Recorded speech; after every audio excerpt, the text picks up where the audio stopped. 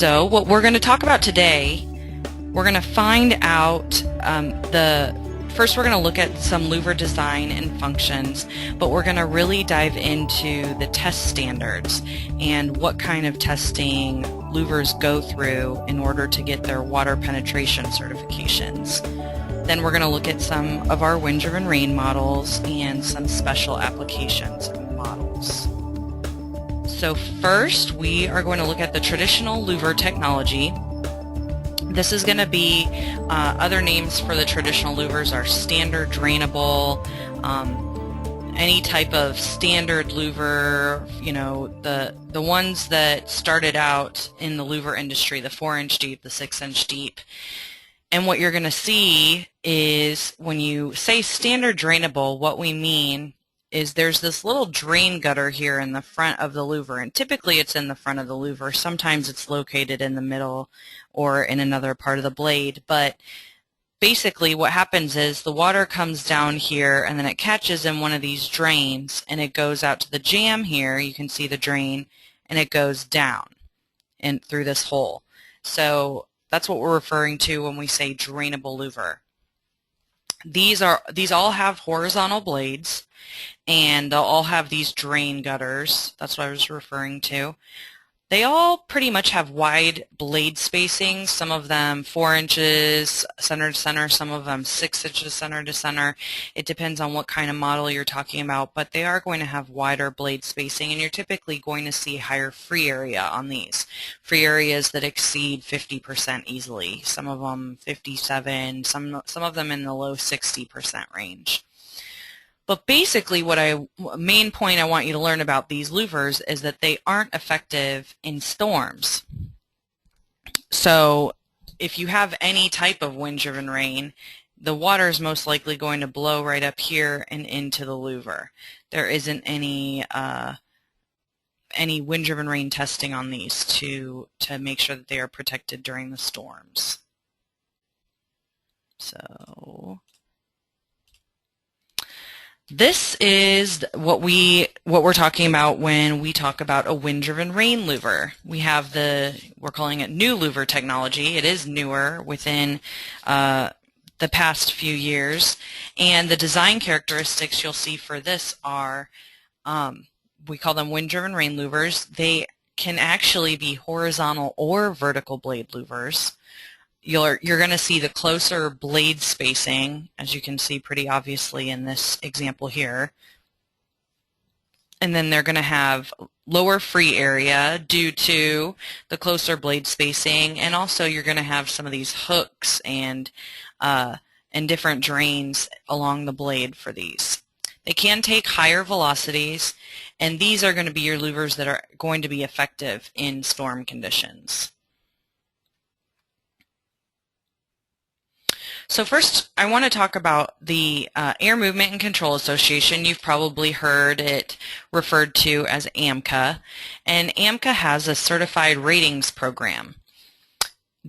What they basically are is a third-party governing authority that will certify louvers, so that if you look across a span of different brands, you can easily compare the brands because you know that they've been tested by this third-party governing authority, and the tests are all standardized by this third-party governing authority. So in specifications, you'll see all the time that you need to have an AMCA certified louver. Well, that just means that it's not just the manufacturer saying that's how this louver is going to perform. There's also third-party testing that has been done, and that's why it's certified. AMCA does not give you a level to exceed, and then if you exceed that level, then you're AMCA certified. It has nothing to do with that. It is just a third-party certification stating that you performed the way that you published that you perform. So the easiest ways to find out if a product is AMCA certified, you'll see this seal right here, AMCA certified rating, and it'll have different types of ratings here in this part of the seal. For example, this one says water penetration, air performance, and wind-driven rain. So this louver that this seal would go on was tested for all 3 of those. For example, if it was only tested for air performance, it would only say that one. Pretty easy to understand there.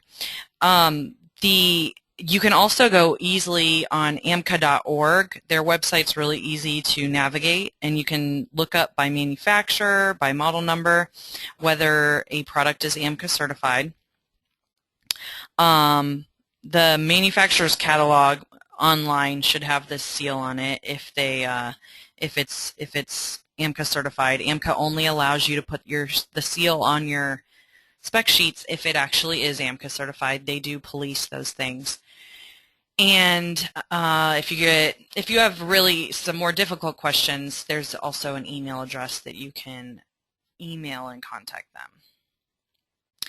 So I wanted to talk about AMCA first because they are the people that develop the standards for louvers and other products, but we're going to focus on louvers. And it's AMCA Standard 500L. L stands for louvers. And they test and certify the following. It's not limited to these, but these are the main things that people look at on specifications and choosing louvers. The free area velocity through your louver. So that also includes free area, your pressure drop, and then these are the 2 tests that we're going to focus on. The beginning point of water penetration, which I will also refer to as the still air test, and the water rejection effectiveness test, which I will also call the wind-driven rain test. So we are going to look more in detail into those 2 tests, the still air and the wind-driven rain. And so here we have from AMCA's publication the still air test, still air water penetration test. Basically what this is saying is that the water penetration test is to give you the beginning point of water penetration to provide a basis for comparing louvers, not to provide design data. And this is really interesting because I think everybody has designed a louver based on the beginning point of water penetration. We've all sized louvers for beginning point of water penetration. So keep in mind that this test is actually not intended for sizing louvers, designing louvers. It's for providing a basis so that if you look at a Ruskin ELF6350DX and you want to compare it to one of our competitors, it's easily comparable which one performs better in the test. It does not give you any type of wind-driven rain condition, and we will see that later in this schematic. So this is basically a simple version of what goes on in the still air test. So keep in mind, we're not talking wind-driven rain yet. We're just still talking the still air that's going to give us the beginning point of water penetration. So this is what happens in this test. The water droplets right here drop right in front of the louver, which is right here, and you have an intake, you'd have an air exhaust fan up here. So it's trying to gather that air through the louver, and here's the collection zone. So this louver does not have any water being directed right at the face. It is dribbling right in front of it, just kind of like a light rainfall. So here's a picture of what it actually looks like. So you see right here, it's what they call a wetted wall manifold. So the water's going to go directly on the face of the wall here, and then you're going to have your rain droplets right in front of the louver.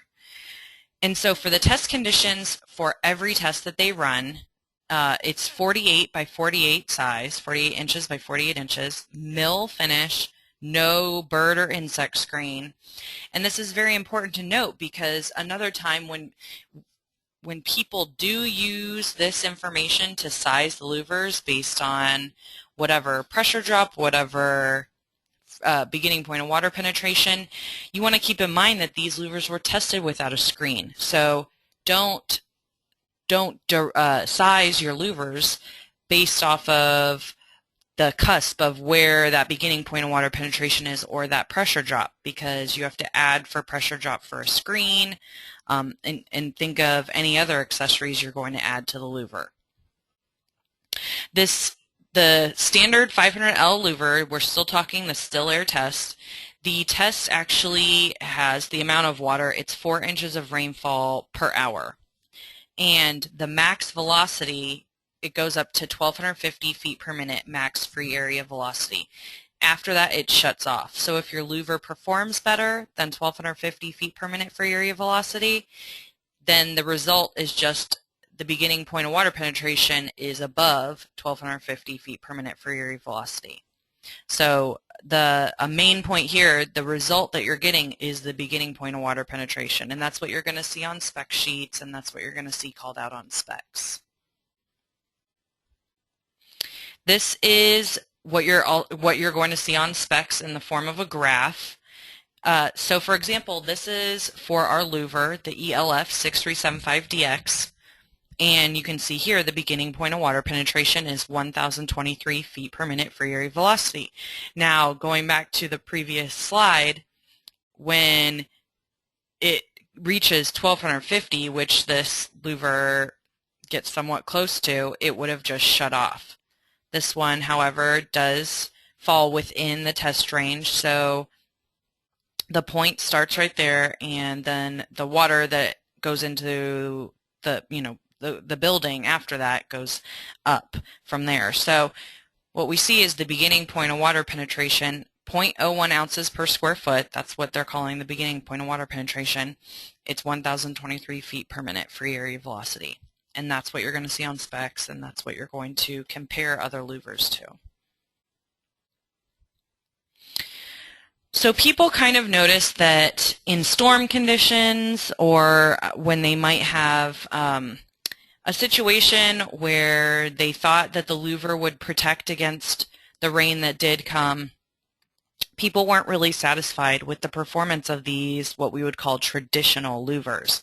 So in 1999, AMCA introduces the Wind-Driven Rain test. So you can see that this is fairly new. It was only in 1999 that it was brought about.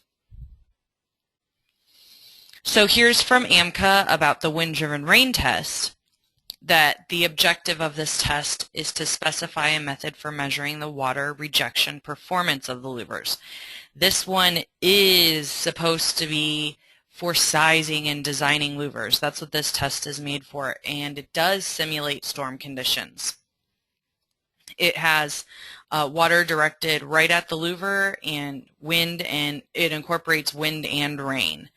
So it's a lot different from the still air test, where it is meant to be, you are meant to design louvers around this test. So here's the schematic of the Wind-Driven Rain test, and you can see that the rainwater, instead of on the previous test where it was going just right up and down vertically in front of the louver, here's where we actually have water being directed at the face of the louver. And you're going to have a wind machine right here forcing the rain at the louver, and you're still going to have this fan pulling the air through the louver. So what you're going to see for the wind-driven rain, it's a little more exact, and this is why. You have a meter by meter opening calibration plate, and the water flow rates are calibrated for the 2 levels of tests that are done. There's one test level that's 3 inches of rainfall per hour, and then there's another test level that's 8 inches of rainfall per hour. So it accounts for a lot of rain directed right at that louver. After that's calibrated, the plate's removed, and the meter by meter core louver sample is installed. So then the louver is tested after it's been fully calibrated. So that's why you can get exact with designing the louver off of the Wind-Driven Rain results. And these are the results that you're going to see from that test. You're going to have rejection effectiveness classes, and you're going to have either an A, B, C, or D. Anything below 80% is a D. And every one of your standard louvers, every one of your standard drainable louvers is going to fall in that range. You're not going to get a standard drainable louver that's going to be above a D.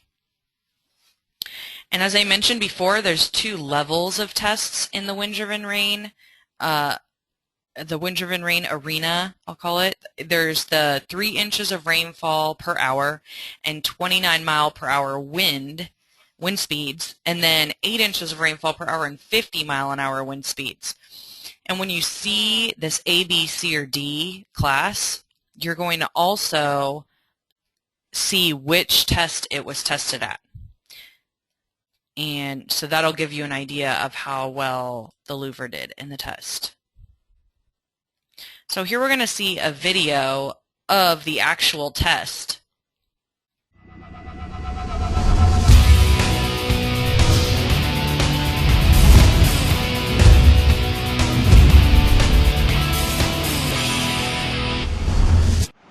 What we're watching here is an AMCA 500L wind-driven rain performance test. This is the 3 inches of rainfall per hour and 29-mile-per-hour wind. And what you're going to see is these 5 nozzles here, and you're going to see in the 3 inches of rainfall per hour, you're going to see 1 nozzle at a time. So it's shooting different areas of the louver. They don't go all at once. Even in the 8 inches of rainfall per hour test, only 2 go at once. So it might be this one and this one and this one and this one, but they don't all shoot the louver at once. And you can see the water is coming out at the sill where it's supposed to. So this louver is effectively having the water go out to the jams and then draining down.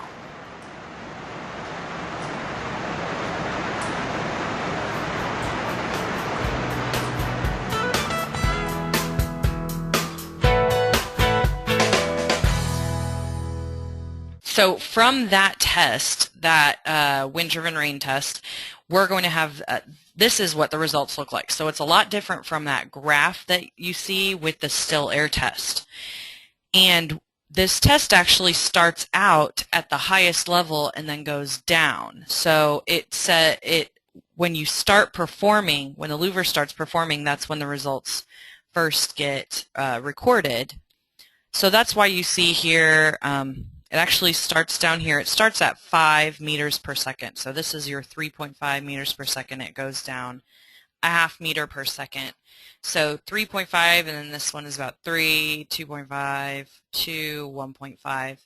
And what you have is your class here, and you can see these 2 tables because this one is 29 mile per hour and 3 inches of rainfall per hour level, and then here's the higher level at the 8 inches of rainfall and the 50-mile-an-hour winds. So this is our louver, the EME420DD. It's our 4-inch deep horizontal wind-driven rain louver, and it shows you the effectiveness ratio. So even when this louver is rejecting 93.2%, that sounds really good as a rejection rate, but the way that AMCA has it set up, it's a Class C, so that makes it sound not so good. But if you're a Class A, that means that you're rejecting 99 to 100% of the rain, and that's where all these notes come into play. This explains everything you're seeing up above. So your Class A, you rejected 99 to 100% of the rain. So you'll see starting at, here's your free area velocity, starting at 1,190 feet per minute free area velocity, we rejected 99 to 100% of the rain. So it's a very good performer. Then on the higher test, you have about 760 feet per minute free area velocity where you're a Class A. So just giving you an example of what the test results actually look like for the wind-driven rain louvers. So here's kind of a quick, what are the differences in the tests, just to put it all in perspective. Your still air test is 4 inches of rainfall per hour, and the rain doesn't necessarily go through the opening without the louver. So meaning, since that water is dribbling, basically it's vertically dribbling in front of the louver, if you didn't have an intake fan there, the water would not go through that louver. It would just go straight down. However, in the wind-driven rain louver test, you have 21 gallons on the lower level and then 54 gallons on the highest level test. All for example, for the 3 inches of rainfall per hour test, all 21 of those gallons would go through the opening without the louver there. So that tells you how much more strict the test is for the beginning point of water penetration. The water wouldn't even go through the opening if there wasn't an intake fan there or a louver. More differences in test, the ventilation airflow. So for your still air test, it cuts off at 1,250 feet per minute free area velocity. For your wind-driven rain test, it starts out at 5 meters per second, and it can easily go over 2,000 feet per minute free area velocity. We can see in this test, this is from the EME420 that we had just seen. This free area velocity is 1746 at the Class C, so that's obviously above your 1,250, which it would shut off at the still air test. So how does the ELF6350DMP compare? Okay, first I want to tell you why we chose the ELF6350DMP.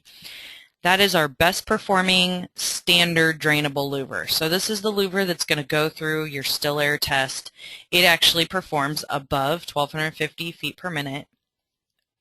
Stated here, beginning point of water penetration is over 1,250, highest performance possible. So we put it through the wind-driven rain test, and it was only 60% efficient.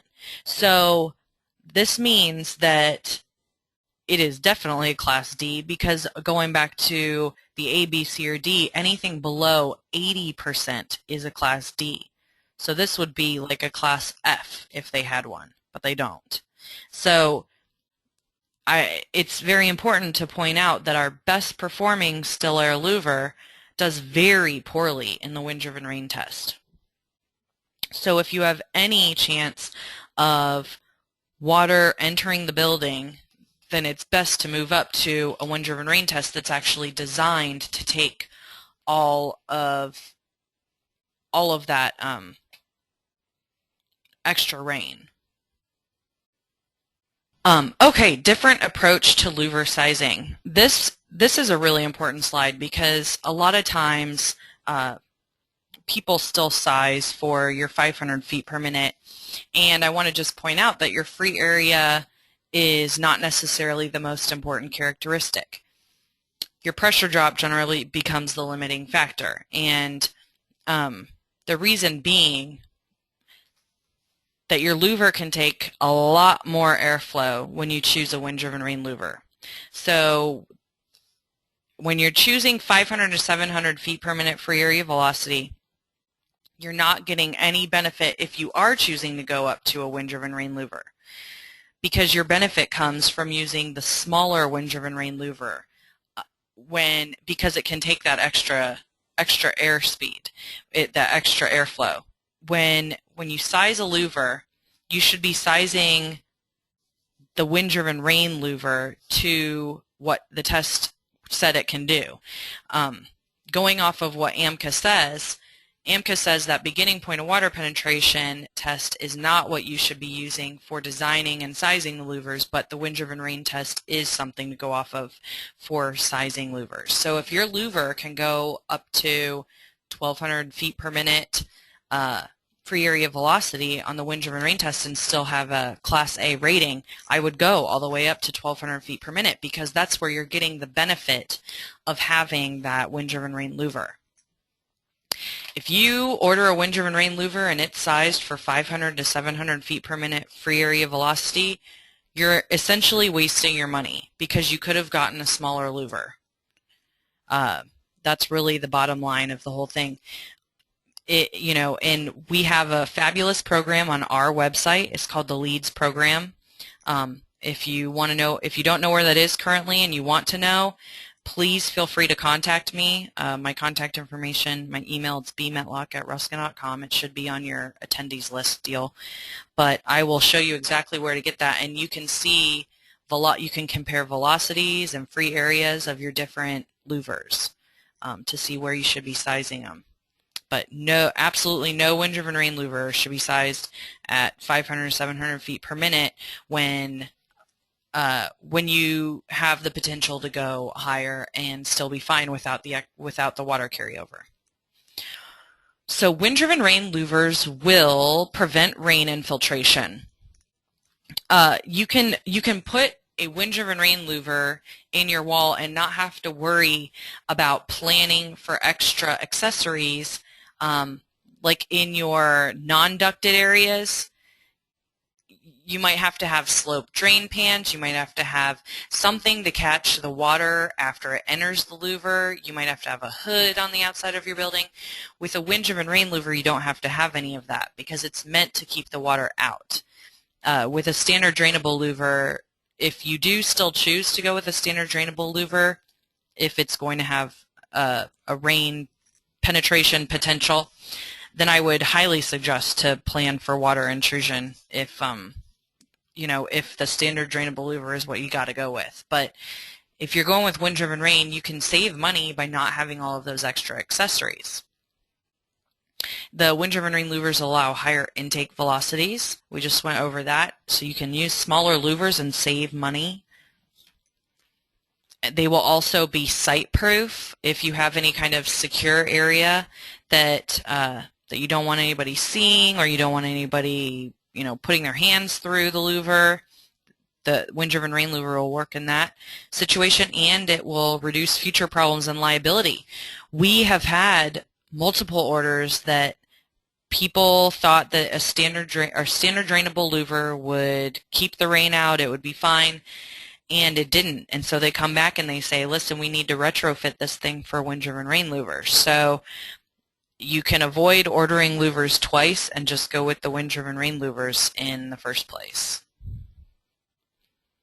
So wind-driven rain louver designs. Here we're looking at a vertical blade and a horizontal blade. This is the blade profile of this vertical blade louver.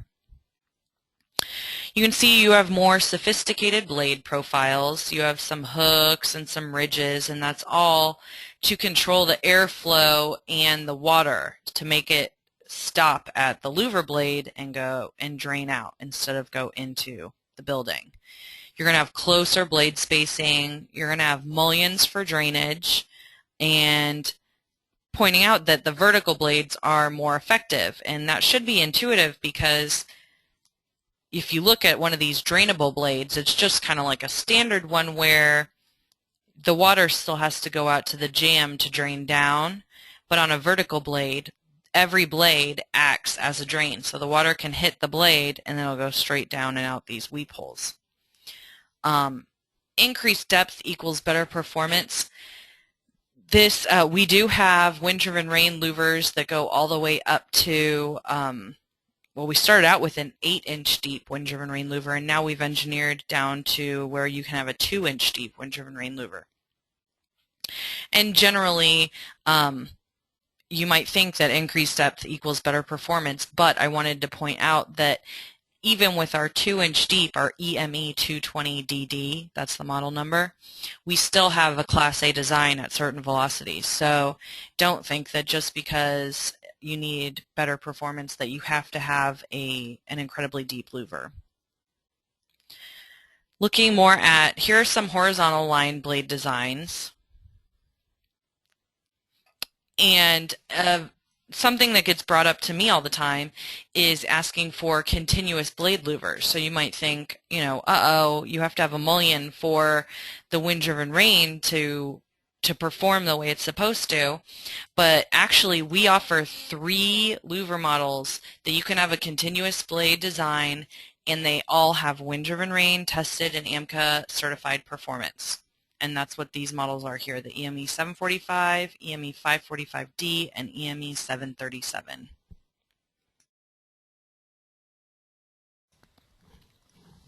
And this is an example of your EME745.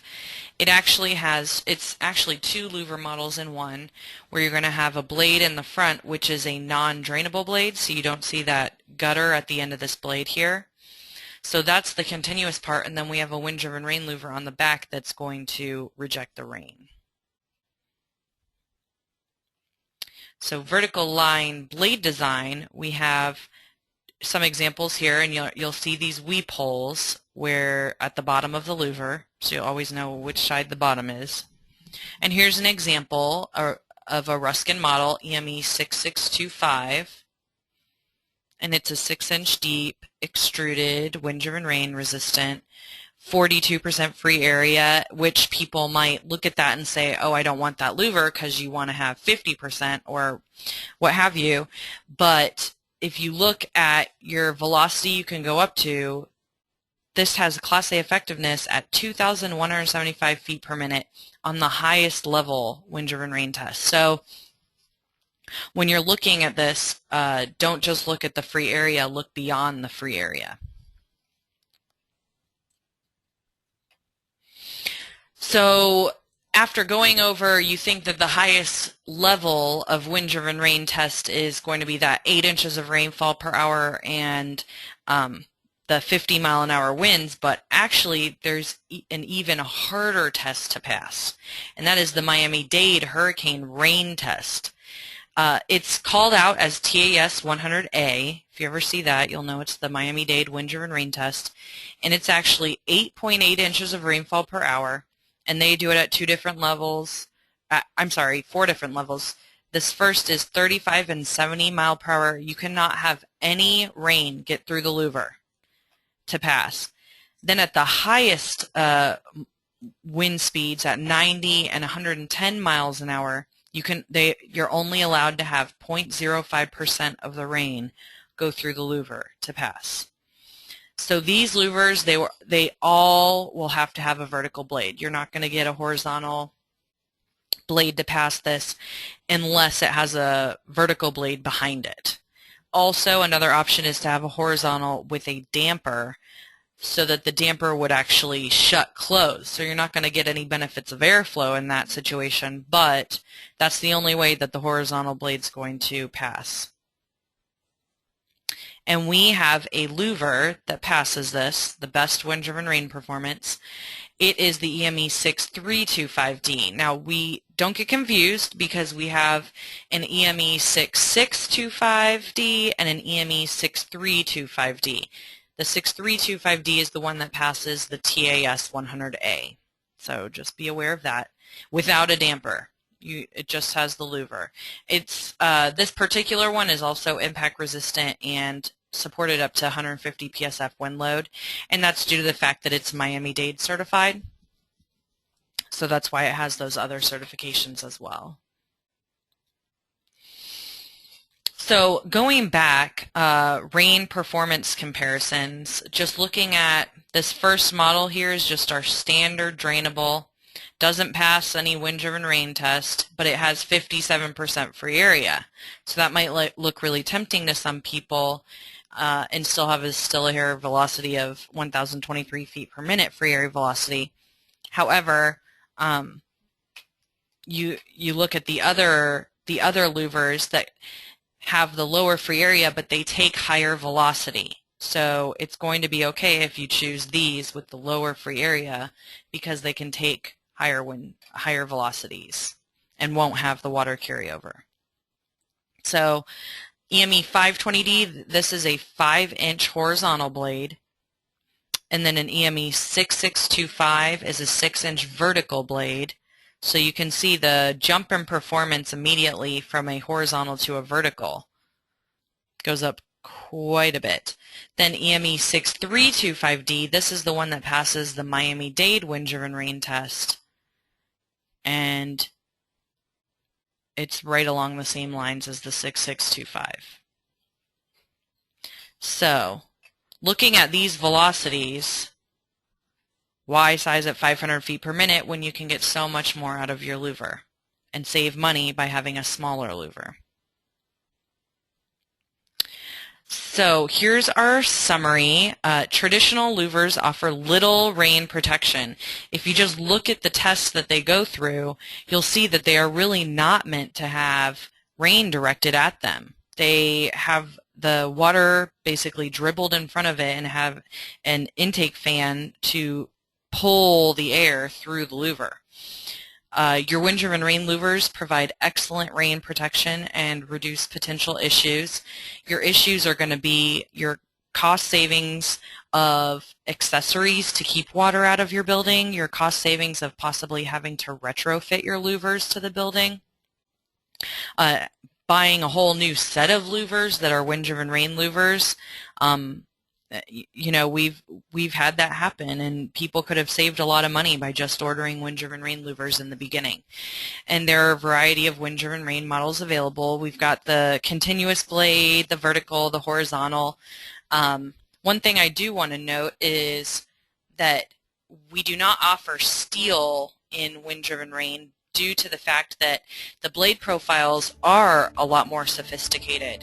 And steel, we would have to be able to form the blade. So I have been asked in the past if we can have a stainless steel or some kind of a steel wind-driven rain louver, but no, since these blades are all extruded to be able to get those sophisticated hooks and different details on the blade profile, then we cannot do steel.